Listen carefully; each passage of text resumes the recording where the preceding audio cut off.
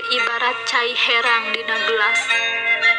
Rek dijieun cikopi, rek dijieun teh, rek dijieun susu, rek diasupan racun, rek diasupan madu, erek bunga wae atawa erek pasea wae, erek silih belaan, erek silih dedekeun gumantung kanu ngalakonanana.